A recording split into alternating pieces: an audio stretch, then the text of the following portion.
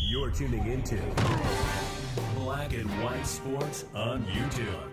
The no-holds-barred truth on sports. The main event starts now. All right, Black and White Sports supporters. Well, I think it was last week I said, look, I get it. I'm a Niners fan. We rolled the Seahawks. Brock Purdy, Dak Prescott out there trying to win MVPs. But I said if something was to happen with the Niners and they can't go all the way, I got to tell you, and maybe it's just because we cover the Browns a lot on this channel, but I think the best story in the league right now is Joe Flacco. I really do.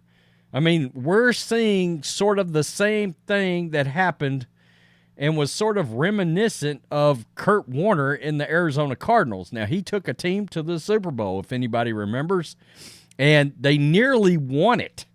I mean, it took a last 1-minute drive, essentially, from the Steelers and Big Ben Roethlisberger for Kurt Warner to not get his second ring. Now, it just so happens Joe Flacco, he's already got a ring. He won a ring with the rival Baltimore Ravens, which makes this even crazier. But this is a great story, and he's 38 years old, and now you have some Cleveland Browns fans calling for him to be the starting quarterback, period. Now, we know Deshaun Watson, $230 million, and I'll get to some hilarious video in a minute that Cleveland.com got of some wild Cleveland fans begging Jimmy Haslam to give Joe Flacco $230 million. Look, I give Browns fans credit. They got a lot of self-awareness, and they understand exactly how bad that Deshaun Watson contract looks right now. It's terrible. It's the worst contract in sports. And it certainly looks like, next to Herschel Walker and the Cowboys, the worst trade in the history of football.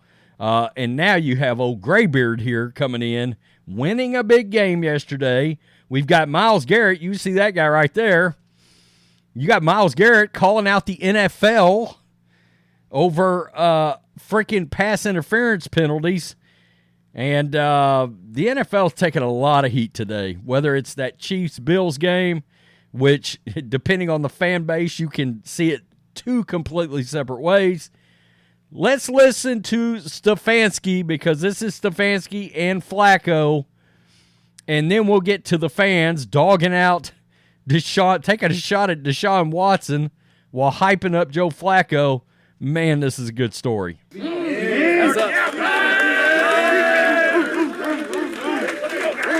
Okay, then offensively, it wasn't always perfect. We don't have to be perfect. We're looking for our best, but we don't have to be perfect. All right, but 3 for 3 on fourth down is pretty damn good. All right, that's the story of the game right there. The coach is right, man. You know, it was not pretty today, and I was not my best. But these are what makes teams. These tough games. You know, you guys earn the right all year to play December football, and that's what we're doing right now, and that's what it looks like sometimes. And then January and February, this is what it's going to be. And to have the mental toughness to come through in those types of games, that's what winter's made of. So, you know, hey, bring these games on. It's just going to make us better in the long run. I appreciate you guys having me, man. I feel like a 10-year-old kid out there.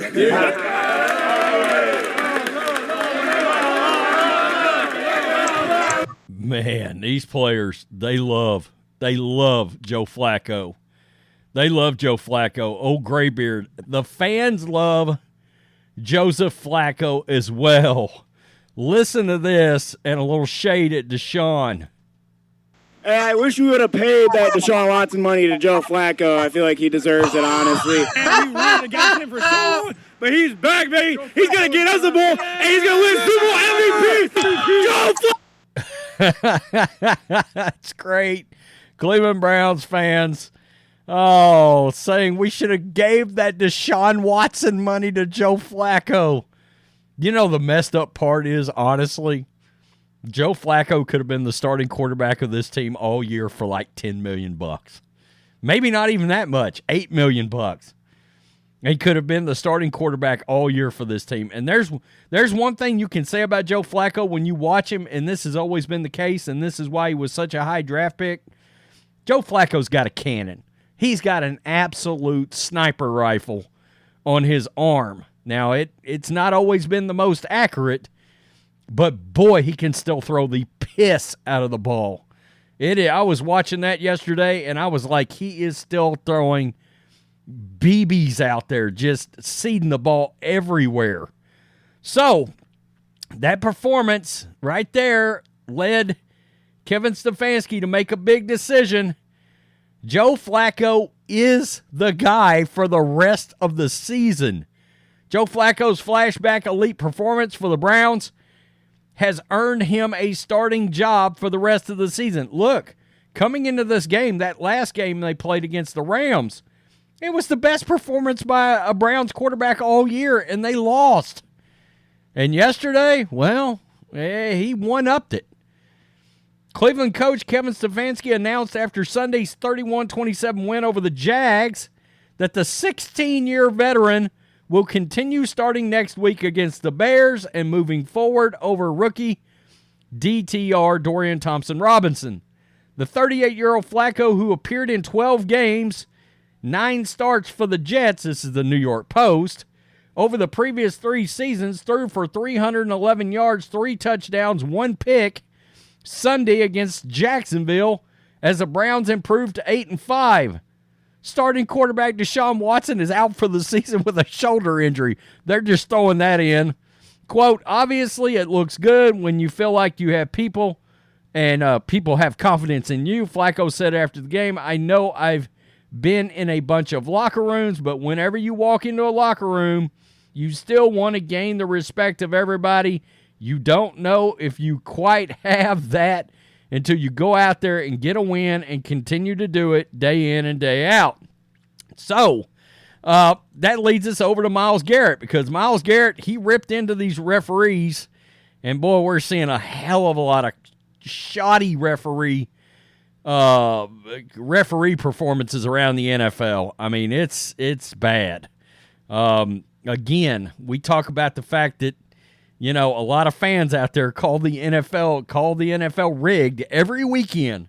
Every weekend, the NFL being rigged trends every weekend. And a lot of it's got to do with officiating, truly. The Browns got the win over the Jags Sunday afternoon at home, but one of the star players was not too pleased with one aspect of the game. All-Pro Myles Garrett had a problem with the officiating in the game and let his opinions loose during his post-game time with the media. Quote, the officiating was a travesty today. Garrett told reporters, it was honestly awful.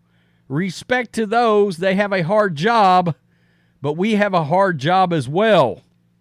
There are some instances during the Cleveland-Jacksonville bout when referees may have gotten it wrong, especially on the Jags' final touchdown drive.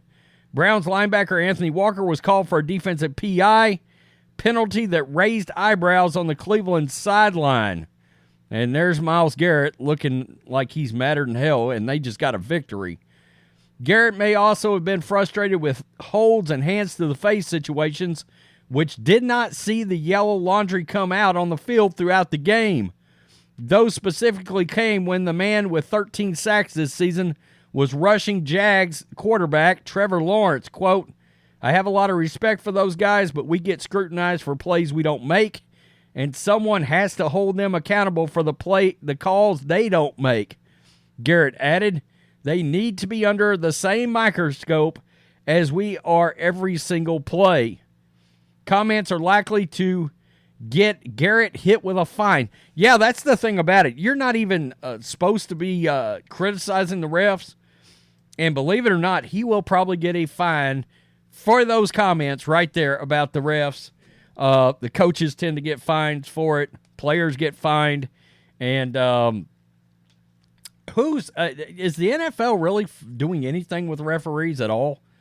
I mean, I'm still not even sure the referees are working full time yet. A lot of people don't realize for years and years and years, the referees are part-time employees. They got other careers. Remember Ed Hockley, big Ed Hockley? His son, I believe, is in the league now. He was a lawyer. A lot of people don't know that.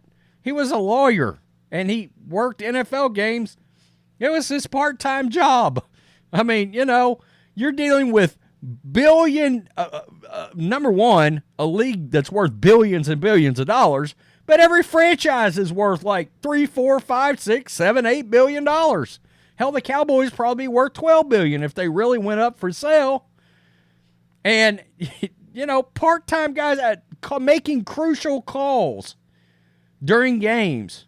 And, well, if they don't cut it, they just shift them down. It's kind of like broadcasters. The worst crew will get assigned to the worst game. I kid you not. That's how that happens. And the big games, well, they get raised up, and then you've got playoff crews and all that. And so anyway, it's a mess. The NFL refs yesterday were sort of a dumpster fire all the way across the league. So anyway, I thought it was great that Stefanski came out. I think that adds some I'm about to say the word stability to the Cleveland Browns quarterback room. Who would have thought that? Joe Flacco, a guy that won the Super Bowl for the hated Ravens, is now the Browns QB, and he could very well be a great story. I said a while back, can you imagine? I mean, if he takes the Browns to the Super Bowl, and they got a Super Bowl roster, if he takes the Browns to the Super Bowl and they win, we're going to be having Joe Flacco for Hall of Fame discussions, because he's taken a franchise that has been, obviously in hell for a very long time, and he did the impossible. It'll turn out to be a movie script all of a sudden. It'll be wild, and he'll have 2 rings. It's hard to argue. When you get 2 rings, you're at least heavily in the discussion. It's wild. Truly is. I think it's hilarious, the shots at Deshaun Watson. I'm sorry. I don't think Deshaun Watson's got it in him to be doing what's going on right now. I don't. I think there's a certain amount of rallying going on with this team around Joe Flacco, too. They respect him. He's 38. He's been around forever, and he's got that big-ass ring. Peace. I'm out. Till next time. Thanks for watching the show.